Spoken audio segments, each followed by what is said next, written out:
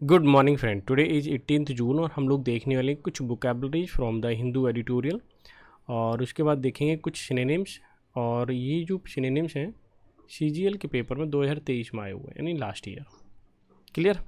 अच्छा, आज की एडिटोरियल की बात करूँ तो वो है नेगोशिएटिंग फॉर पीस। क्लियर? इसका मीनिंग क्या होता है? नेगोशिएटिंग का मतलब बातचीत करना है। क्लियर? और पीस का मतलब शांति, आप जानते ही हो।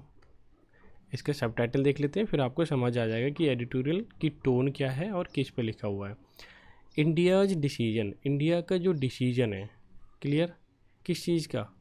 ये देखिए, अटेंड, कि अटेंड होने का, करने का या शामिल होने का। अटेंड मतलब शामिल होता है, ठीक है। बट लेकिन not vote at Swiss conference, और वोट ना करने का स्विज कॉन्फ्रेंस में, ठीक है, वो क्या था? ठीक था, वॉज राइट। क्लियर? यानी इंडिया का डिसीजन पार्ट उसमें सम्मेलन में, ठीक है, या मीटिंग में शामिल होना। दूसरा, वोट ना करना, कहाँ के लिए?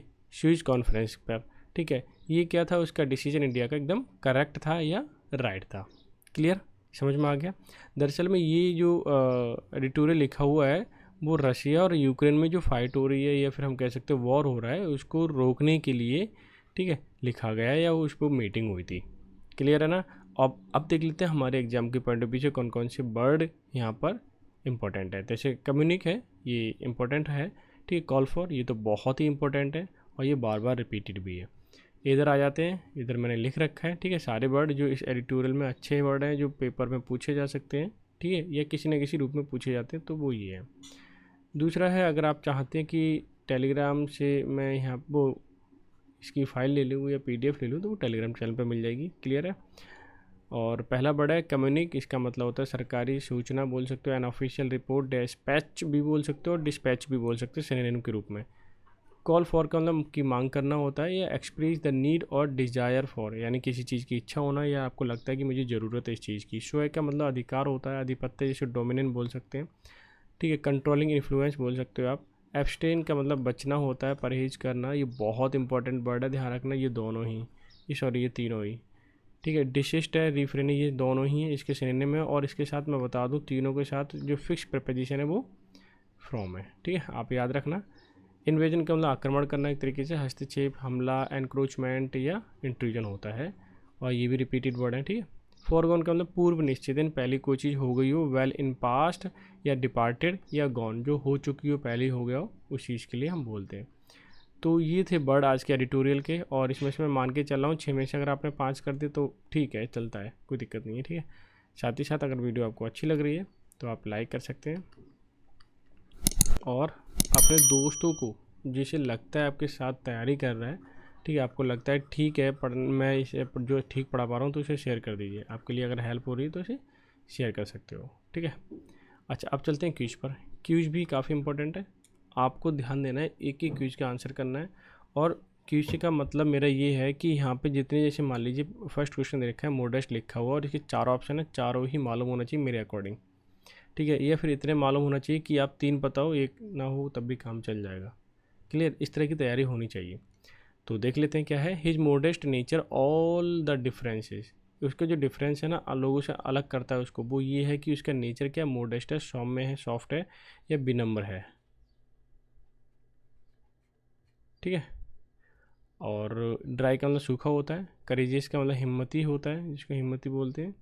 हॉरिफिक का मतलब भयावह है या डरावना, इसको बोल सकते हैं भय, ठीक है। साई का मतलब होता है एकदम जो शर्मीला हो,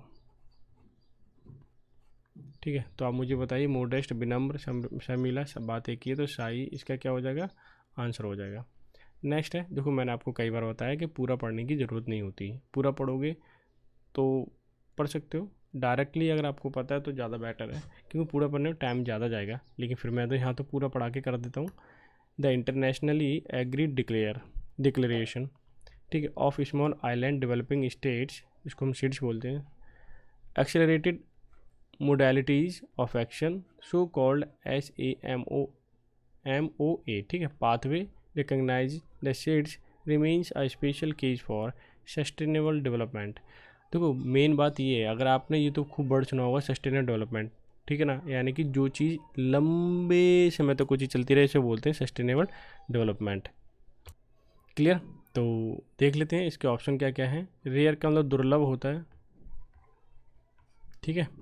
इम्पेरिशेबल, पेरिशेबल का मतलब कोई चीज़ जो नश्वर हो, जो ख़त्म होने की कगार पर हो, ठीक है। अब इम लग गया तो इसका नेगेटिव बना दिया, यानी कि जो ख़त्म ना हो, लगातार चलता रहे, लॉन्ग लाइफ हो इसकी, ठीक है। तो इसका क्या हो गया, ये सिनोनिम ही हो गया।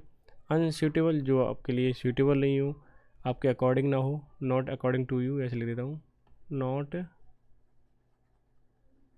According to you. वास्ट का मतलब बहुत बिग होता है, ह्यूज इसको बोल सकते हैं, ठीक है, या ह्यूज।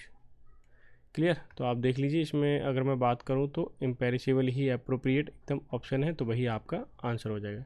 जैसे फ्रीजाइल का मतलब होता है बहुत ही जो सॉफ्ट होता है ना, उसको बोलते हैं। आपने देखा हो कोई चीज़ अमेजन या फ्लिपकार्ट से मंगाई होगी, तो अगर कोई वस्तु बहुत सॉफ्ट है, जो कमज़ोर और जल्दी से टूट जाएगी, उसके ऊपर फ्रेगाइल ऑब्जेक्ट लिखा होता है या फ्रेगाइल, ठीक है, समझ गया ना। फर्म का मतलब मजबूत होता है, स्ट्रॉन्ग जिसको बोल सकते हैं हम, मैं लिख देता हूँ। फेनेट का मतलब सनकी होता है, एक तरीके से पागल इसको बोल सकते हैं, पागलपन, क्रेजीनेस इसको, पागलपन का मतलब क्रेजीनेस, ठीक है, या क्रेजी। कंपोज का मतलब एकदम शांत होता है, डेलिकेट का मतलब सॉफ्ट होता है। अब आप मुझे बताइए कौन सा, फ्रिजाइल का मतलब डेलिकेट, ठीक है, ये आपका परफेक्ट आंसर हो जाएगा। नेक्स्ट पे मूव करते हैं। प्रीडेटर, प्रीडेटर का मतलब होता है जो किसी का शोषण करता है, जो किसी को नुकसान पहुंचाता हो या हानिकारक हो, ठीक है।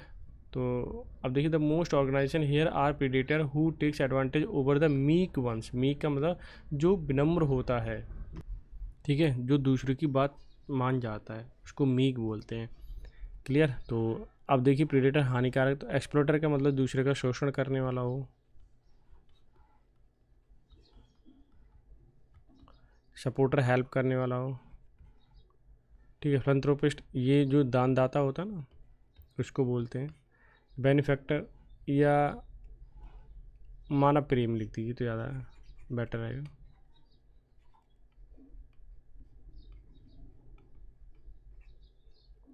बेनिफैक्टर ये दानदाता, मतलब दोनों ही लगभग सेम है, इसमें कोई ज़्यादा बड़ा नहीं है। तो आप देख सकते हैं यहाँ पे अप्रोप्रिएट आंसर की बात करूँ तो एक्सप्लोरेटर ही होगा, ठीक है। ये देखिए ऐसे करते हैं। क्रेडिबल का मतलब विश्वसनीय होता है, जो जिस पे ज़्यादा विश्वास किया जा सके। डिपेंडेबल आंसर हो सकता है, यानी किसी पे डिपेंड होना। डिटैचेबल अलग होने वाला, अलग होने लायक या होने वाला। डाइजेस्टेबल पचाने वाला, पचाने लायक। कमेंडेबल प्रशंसनीय,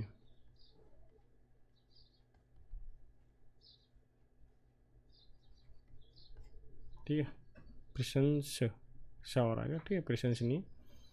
और मैं दोबारा से लिख देता हूँ। अच्छा, और अगर आप देखें डिपेंडेबल क्रेडिबल दोनों ही सेम है, तो ये दोनों क्या हो जाएंगे, आंसर हो जाएंगे। और तो कोई ऑप्शन है नहीं इसमें अप्रोप्रिएट ज़्यादा। दूसरा है अबाइड रेंजिंग एफर्ट, बहुत लंबी कोशिश की गई। Being made safeguard lives and livelihoods by attaching the devastating. Devastating वही है जो इम्पेरिशेबल था, यानी कि हानिकारक, जो विध्वंस कर दे, बेकार कर दे, ठीक है। Humanitarian rights aspect of the crisis attention those hit the hardest. तो इमर्जिंग मतलब उभरता हुआ, फॉर्चुनेट भाग्यशाली, डिस्ट्रक्टिव विध्वंसकारी। क्लियर। और फ्लोरिशिंग का मतलब फलना फूलना, इसको ब्लूम बोल सकते हैं या ब्लूमिंग, बात एक ही है, ठीक है। अब आप देखिए तो डिवास्टेटिंग का डिस्ट्रक्टिव भी होगा ऑप्शन, तो बहुत इजी है, कोई बड़ी बात नहीं है। अच्छा, ये इस तरह की ज़्यादा क्वेश्चन पूछे जा रहे हैं, लगता है कि वन वर्ड में है ये, ठीक है। तो देख लेते हैं। The many scientific researchers have proved that DNA replicate, replicate का मतलब कॉपी किसी भी चीज़ की। It's help the human body and it's enzymes base of catalyst reaction. तो रिसर्चर होता है। रेप्लिकेट का पूछा होगा यहाँ पे, तो रिएक्शन का मतलब एक रिएक्शन देना, ठीक है। प्रूव कर, सिद्ध करना। रेप्लिकेट का मतलब कॉपी होता है। तो ऑप्शन नंबर रेप्लिकेट ही इसमें अप्रोप्रिएट है। ठीक है, तो ये चीज़ है, इसमें बड़ा कन्फ्यूज होता है कि वो थोड़ा सा इटैलिसाइज अगर नहीं है, थोड़ा सा तिरछा नहीं है, तो हम बता नहीं पाते हैं, कन्फ्यूज हो जाते हैं। ठीक है, इसीलिए जो है बहुत ध्यान से पढ़ लिया करो ताकि आप पहचान पाओ। नेक्स्ट है कनोट। कनोट का मतलब होता है किसी को संकेत करना। कमेंट का टिप्पणी करना। केयर का मतलब देखभाल। क्रिटिसाइज का मतलब आलोचना। और इसका मतलब संकेत करना या मैसेज। ठीक है, नेक्स्ट है क्लाउड बस्ट।